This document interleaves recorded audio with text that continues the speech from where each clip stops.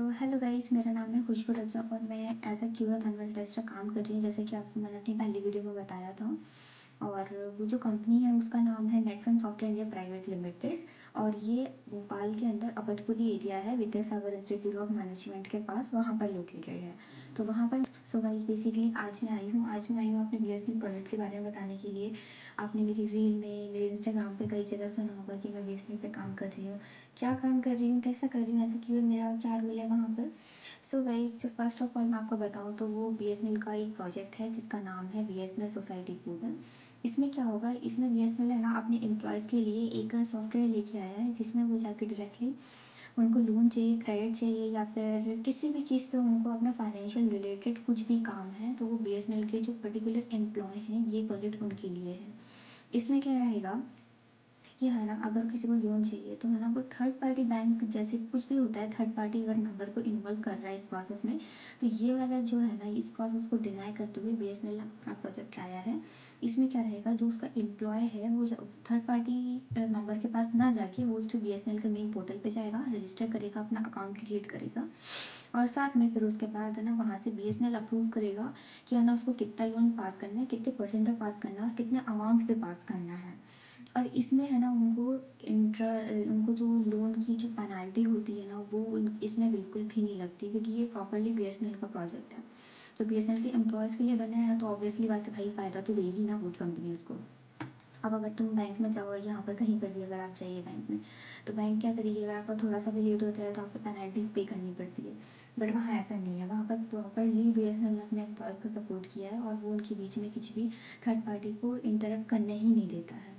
तो बेसिकली छोटा सा मोटिव इसका यही है। हालांकि ये प्रोजेक्ट बहुत बड़ा है, इसमें कई पेजेस हैं, कई मॉड्यूल और कई फंक्शनैलिटी है, क्योंकि एज अ टेस्ट हमने टेस्ट किया है।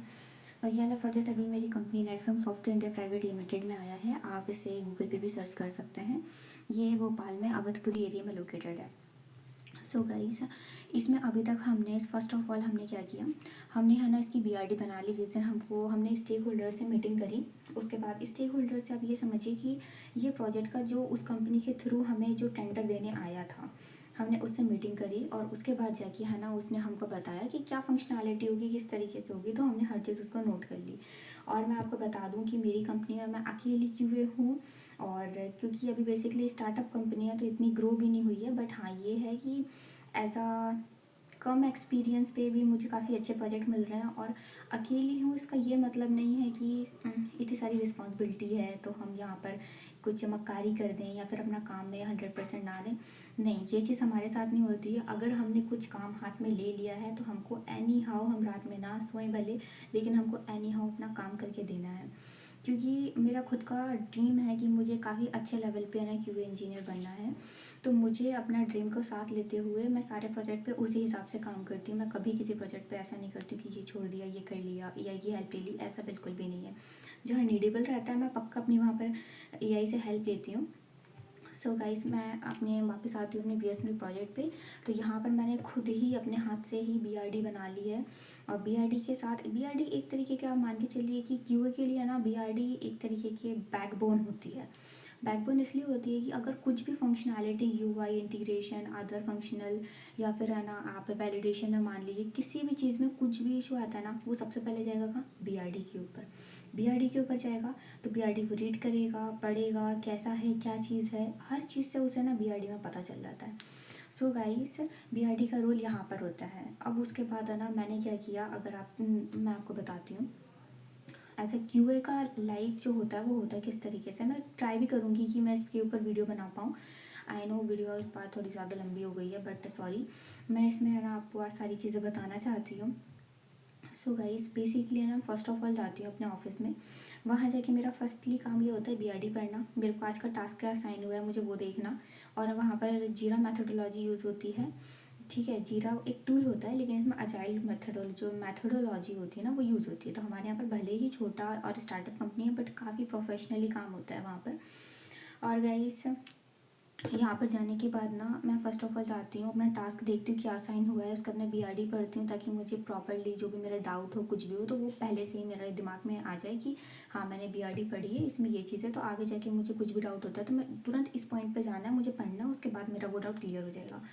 सो गाइस मैं जाती हूँ बीआरडी रीड करती हूँ, अपना जो भी मुझे टास्क असाइन होता है वो करती हूँ।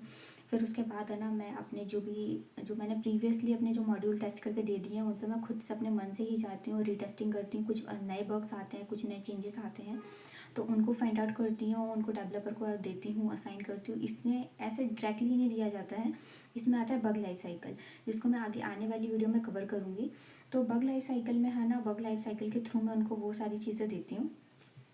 और फिर उसके बाद ये जो अगर इसको दोबारा से असाइन क्लियर हो जाता है और फिर मेरे पास आता है, मैं तो उस पर दोबारा से रीटेस्टिंग करती हूँ। उसके बाद मैं जाके उसको यूएटी पे डालती हूँ।